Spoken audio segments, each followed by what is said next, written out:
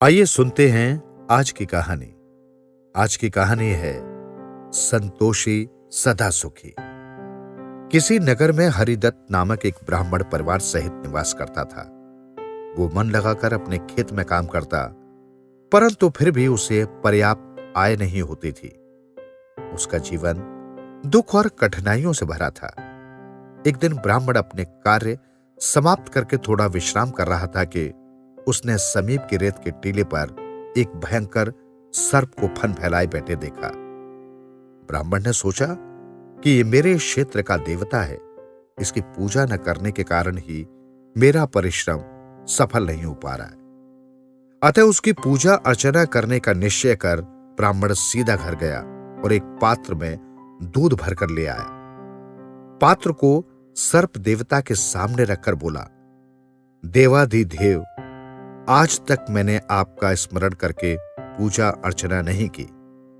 मेरे अपराध को क्षमा करें और थोड़ा सा दूध स्वीकार करने की कृपा करें। इस प्रकार कुछ देर तक अनुनय विनय करने के उपरांत वो ब्राह्मण घर से लाए दूध से भरे बर्तन को वहीं रखकर चला गया।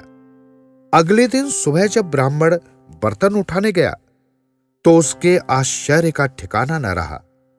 बर्तन उसी जगह रखा हुआ था और उसमें दूध की जगह एक स्वर्ण मुद्रा पड़ी थी। अब ब्राह्मण का ये क्रम प्रतिदिन चलने लगा। इस प्रकार धीरे धीरे वो धनवान हो गया। एक दिन संयोगवश ब्राह्मण को कार्यवश किसी दूसरे नगर में जाना पड़ा।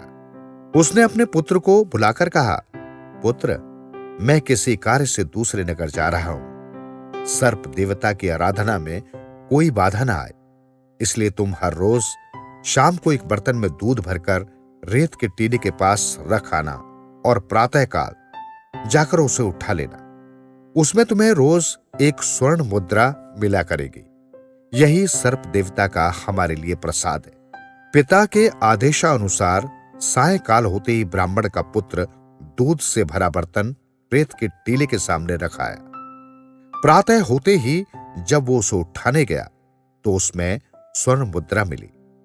लालच के वशीभूत होकर ब्राह्मण के पुत्र ने सोचा कि इस रेत के टीले में अवश्य ही स्वर्ण मुद्राएं भरी पड़ी हैं और ये सर्प दूध से भरा बर्तन खाली करने के बाद एक मुद्रा उस खजाने में से लाकर इस खाली बर्तन में डाल देता है। अतः क्यों न रोज रोज के इस झंझट से बचने के लिए इस सर्प को मारकर सभी मुद्राएं एक साथ प्राप्त कर लो। ये कुविचार मन में आते ही ब्राह्मण के लड़के ने घर से एक मोटा डंडा लाकर जैसे ही सर्प को मारना चाहा, वैसे ही पलटकर सांप ने लड़के को डस लिया, जिससे वो तत्काल निष्प्राण हो गया। ब्राह्मण ने घर लौटने पर अपने पुत्र की मृत्यु का समाचार सुना तो वो दुखी होकर विलाप करने लगा।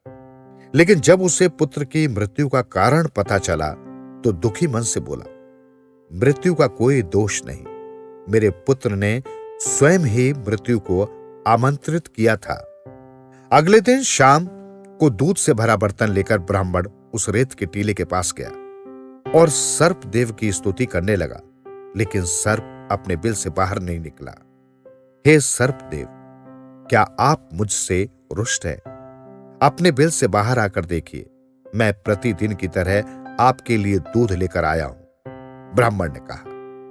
सर्प बाहर आए बिना बिल में से बोला, ब्राह्मण महाराज, पुत्र शोक भूलकर तुम लोभवश मेरे पास आए अवश्य हो, परंतु अब तुम्हारी और मेरी मित्रता नहीं निभ सकती।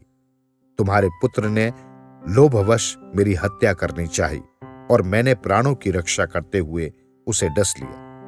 अब ना तो तुम पुत्र शोक को भूल सकते हो और ना ही मैं तुम्हारे पुत्र की लाठी के प्रहार को भूल सकता हूं। फिर तुम ब्राह्मण होने के साथ साथ इंसान भी हो, और कहा भी गया है कि सांप कांटे का उपचार है, लेकिन इंसान के कांटे का कोई उपचार नहीं। इसलिए अब तुम जाओ, आज से हमारी और तुम्हारी मित्रता समाप्त हुई। कहकर सर्प मौन हो गया।